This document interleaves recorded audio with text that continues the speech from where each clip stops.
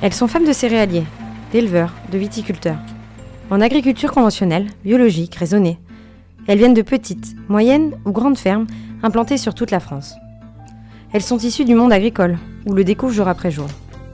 Entre les coups de main à la ferme, la vie amoureuse et familiale, conditionnée au rythme des cultures, de la météo et des animaux, elles sont elles-mêmes salariées ou agricultrices. Ces femmes sont les piliers de leurs conjoints agriculteurs. Je m'appelle Marion, j'ai plaisir à discuter avec elles et partager, témoigner, diffuser leurs choix de vie, personnels et professionnels, ainsi que leurs joies et difficultés liées au monde agricole. Alors, à votre avis, où ça mène quand on s'aime ?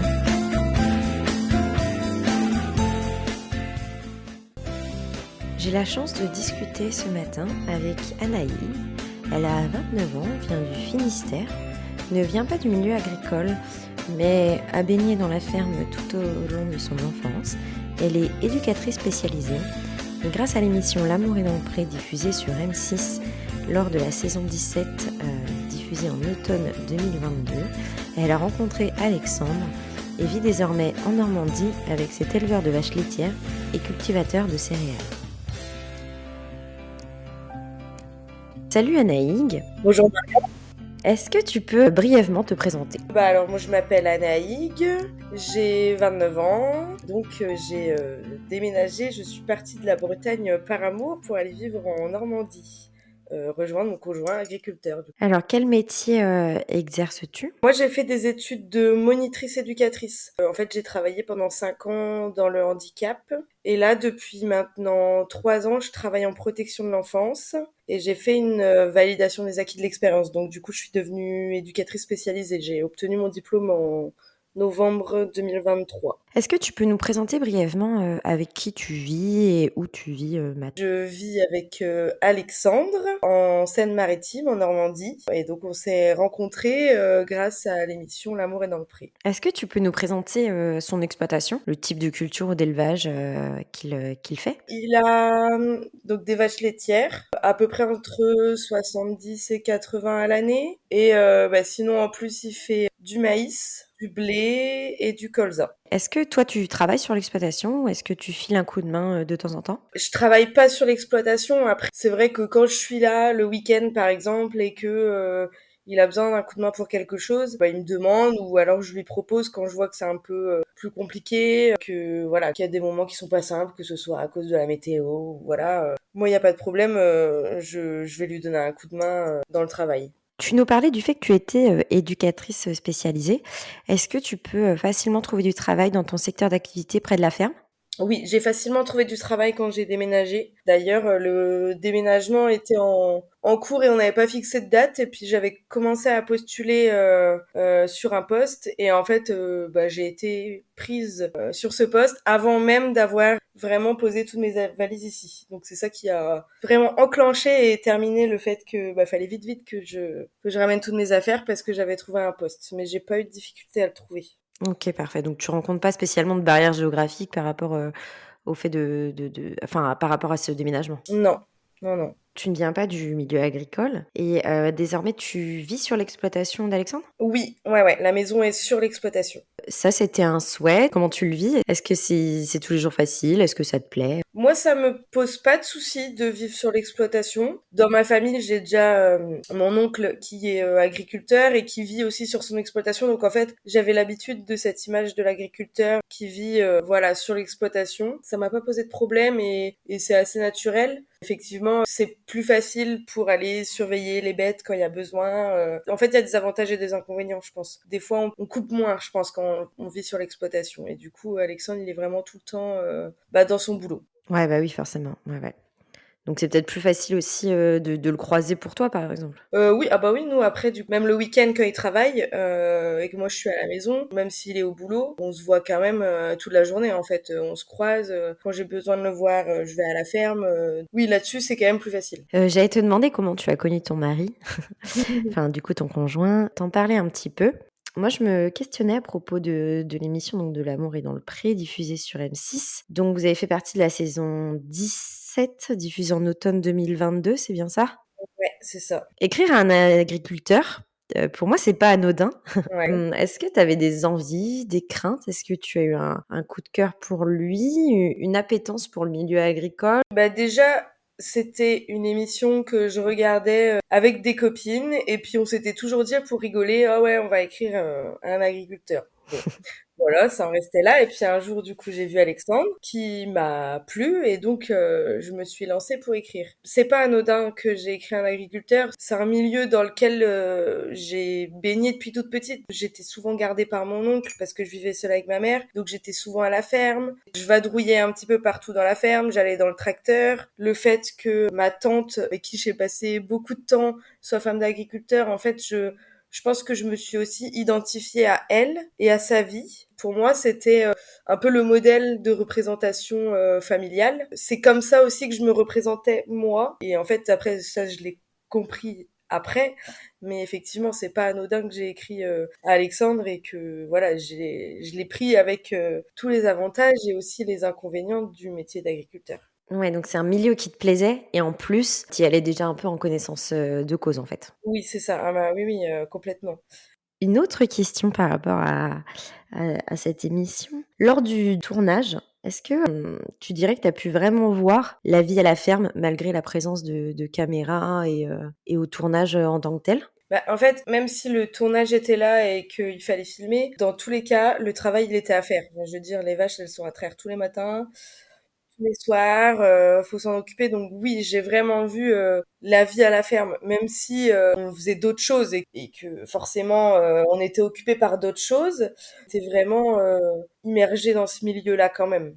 Et est-ce que tu as eu des surprises, qu'elles soient, positives ou négatives, lors de ton déménagement et de l'installation, à la ferme? Non, je dirais pas que j'ai eu des surprises. Mon oncle, il a une ferme de vaches allaitantes. Je connaissais pas les contraintes des vaches laitières. C'est-à-dire, bah, il faut se lever tôt tous les jours, il faut les traire tous les matins, il faut respecter un laps de temps entre la traite du matin et celle du soir. Voilà. Et donc ça, effectivement, dans le quotidien, c'est ça qui a été un peu compliqué à certains moments parce qu'en fait, ça nous bloque. Enfin, la moindre sortie qu'on veut faire, en fait, il faut tout réfléchir en amont. Si on va un dimanche midi quelque part, bah, à quelle heure on y va? Va falloir qu'on rentre pas trop tard parce qu'il y a les vaches à traire. Tout ça, ça a été ouais, à accepter. Et j'avais pas forcément eu cette dimension-là avant. Comment trouver son rythme là-dedans et s'organiser pour avoir la place d'une vie de couple dans une exploitation, et du comment est-ce que vous trouvez votre rythme et comment est-ce que vous trouvez vos moments, à 2 dans ce rythme effréné d'une exploitation de vaches laitières? On arrive à se trouver des moments à deux quand même. Faut les prévoir. Effectivement, on part pas comme ça. Voilà. Après, ça dépend de la météo aussi. Des fois, j'aimerais bien qu'on puisse passer un dimanche quelque part, mais bon, ça dépend de la météo. S'il fait beau, c'est compliqué. Surtout là, il va y avoir des choses à faire dans les champs pour les cultures et tout. Mais on arrive quand même à se trouver des moments le week-end, des moments à deux. C'est voilà, c'est quand moi la semaine je travaille, on travaille tous les deux la semaine. Le week-end, on essaie quand même d'être plus cool et puis de pouvoir trouver voilà le temps de se faire un resto, d'aller au bord de la mer. Ça, on y arrive quand même. Est-ce que vous avez des enfants? Est-ce que vous en voulez? Comment tu penses, trouver une organisation familiale dans cette vie, sur l'exploitation, d'Alexandre? Alors, on n'a pas d'enfants pour le moment, on aimerait en avoir, sans pour autant en avoir déterminé vraiment la temporalité et quand est-ce que ce sera. Mais oui, on aimerait en avoir. Après, bah, moi, dans ma tête, je me dis en même temps que ça peut être plus simple d'avoir un enfant avec un papa qui resterait à la maison toute la journée, du coup, puisqu'il est sur l'exploitation. Donc, pour certaines choses, ça pourrait être plus facile. Je pense que bah, on fera comme tous les autres jeunes parents, on va apprendre sur le tas et puis on va s'adapter. OK, bon, bah, chouette.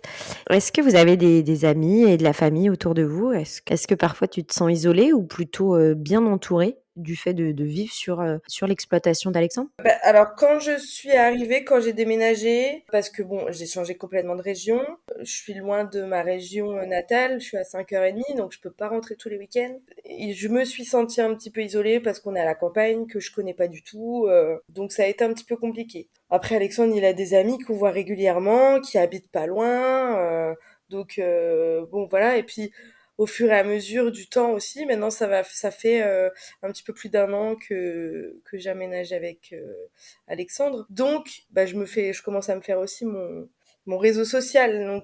Donc ça va un petit peu mieux. Mais c'est vrai que c'était pas évident d'arriver au début dans un endroit, parce qu'on est quand même dans la campagne un petit peu isolé, donc c'était pas simple, mais bon, ça a été. Ouais, c'est le temps de prendre tes marques et bah, déjà de déménager et en plus de changer, ouais, si tu étais plutôt en ville et d'arriver à la campagne. Mm. Est-ce que vous arrivez à partir un peu, tu parlais de dimanche ou de week-end, est-ce que ça vous arrive de partir en vacances? Est-ce que parfois tu pars, sans lui? Est-ce que c'est OK pour toi? Est-ce que tu aimerais partager un peu plus de moments avec lui? Alors, en vacances, ça, non. Mais comme beaucoup, enfin, j'avais entendu une autre femme qui disait, je crois que pour toutes les femmes d'agriculteurs, on sait que les vacances, c'est compliqué. Donc, non, on part pas en vacances. Après, on arrive quand même à partir en week-end. Alexandre, il a une salariée qui vient traire, et donc quand on part en week-end, il y a son père qui passe aussi pour surveiller. Donc, on arrive à partir en week-end. Donc, voilà, on part très tôt le samedi matin, et puis on rentre tard le dimanche soir. Mais c'est des moments qui font du bien, et c'est voilà, c'est des coupures appréciables. Et du coup, c'est vrai qu'on en profite pleinement. Peut-être qu'on en profite plus que si on partait plus souvent et plus longtemps. Moi, je rentre en Bretagne, hein, bien sûr, de temps en temps. Ça a été de toute façon quelque chose qui était clair dès le début de bah peut-être que toi tu pourras pas venir avec moi, mais moi j'aurais besoin de rentrer à certains moments. Donc là-dessus, il y a pas de problème, Alexandre l'accepte. Moi, c'est aussi mes moments où je me ressource, voilà, où je vois mes amis et ma famille. Donc là, ça fait un petit moment que je suis pas rentrée, mais bon voilà, mes prochaines vacances, je vais y aller, c'est prévu. Voilà, moi ça me dérange pas de partir seule, et en même temps, bah, je le savais que ce serait comme ça. Et puis Alexandre, c'est pareil, voilà, il sait quand je pars. Et puis bon, lui, des fois, c'est un petit peu plus difficile parce qu'il dit bon, bah, je vais être toute seule la semaine prochaine, et du coup, c'est un peu plus difficile. Moi, c'est plus facile, je pense, parce que je suis occupée, que je vois beaucoup de monde, et que du coup, bah, je vois les personnes qui me manquent et que j'ai pas vues depuis longtemps. Mais non, non, là-dessus, on savait dès le début de toute façon que ce serait comme ça, et que malheureusement, il pourrait pas venir avec moi à chaque fois. L'exploitation, d'Alexandre, c'est une exploitation depuis, plusieurs générations? Ouais. Est-ce qu'il travaille avec ses parents? Est-ce qu'ils sont dans le coin? Quelle relation vous avez, avec ta belle famille? Alexandre, il y avait donc ses parents, et avant ça, ses grands-parents. Du coup, Alexandre, il a repris l'exploitation il y a 15 ans. Donc, il était au début avec ses deux parents. Après, son père est parti à la retraite, et puis sa mère est décédée en 2020. Donc, depuis, il est officiellement tout seul avec son père qui vient l'aider, hein, mais qui habite plus sur l'exploitation. Quand il a besoin, il l'appelle, mais bon, son père vient quand même assez régulièrement pour filer des coups de main. Oui, on coupe pas le cordon, aussi vite que ça. Non, surtout dans une ferme. Pour finir cet entretien toutes les 2, est-ce que tu aurais un conseil à partager avec une autre femme d'agriculteur qui pourrait nous écouter? Moi, je pense qu'il faut, même si c'est pas toujours évident, il y a des contraintes de temps, faut se dire que c'est important pour eux aussi, il faut accepter, et puis ne pas hésiter surtout à avoir ses moments à soi à l'extérieur, quoi. Enfin, ses activités, ses loisirs, pour pouvoir un petit peu en profiter, sortir de ça, quoi. Ne pas vivre uniquement dans l'exploitation, et avoir ses moments à soi à l'extérieur. Ouais, que ce soit seul ou en couple d'ailleurs, en fait. Ouais. Prendre du temps, pour soi et prendre du temps pour son couple, en dehors de l'exploitation et quand on vit dessus, ça baigne tellement au quotidien que c'est peut-être pas évident, mais en effet peut-être primordial.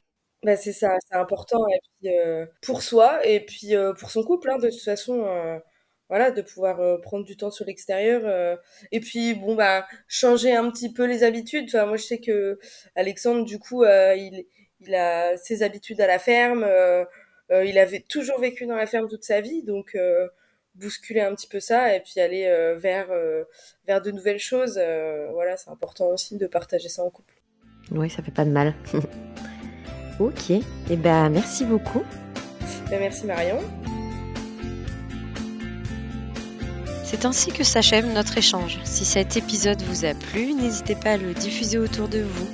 Mesdames, si certains propos font écho à votre vie ou au contraire sont bien différents de vos choix professionnels et personnels, alors n'hésitez pas à venir discuter avec moi dans un prochain épisode.